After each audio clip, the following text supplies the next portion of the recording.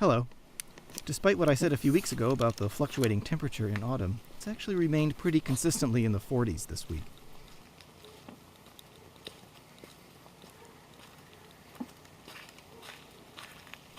I think at this point, everything that's going to turn color has turned.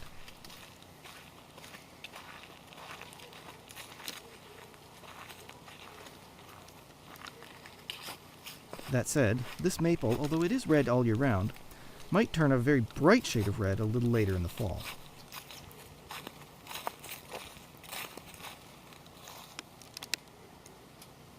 I love the look of oak leaves on the ground. But no, that's not the scene this week.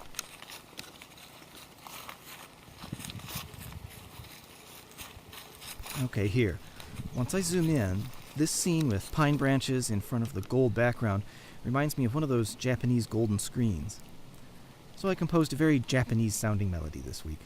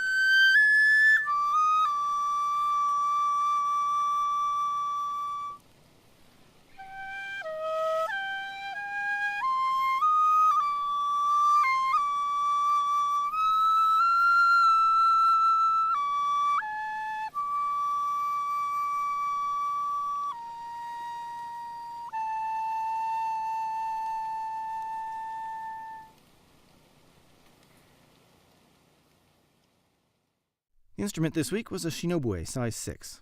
I've used it 3 times already in the series, but I wanted to use it again this week because this is the size that I used most often when studying both traditional and contemporary Japanese flute melodies in Japan. In the Chinese system, it would be considered an E-flat size flute, although Chinese flutes don't tend to come in flat keys like this. And in the Western system, it would be a flute in A-flat.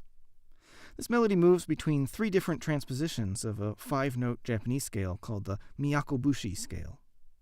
Like a lot of traditional Japanese melodies, this one has no internal repetition or parallel phrasing, and the moves from one scale to another add interest without necessarily being crucial to the structure of the piece. Thank you for listening, and see you next week.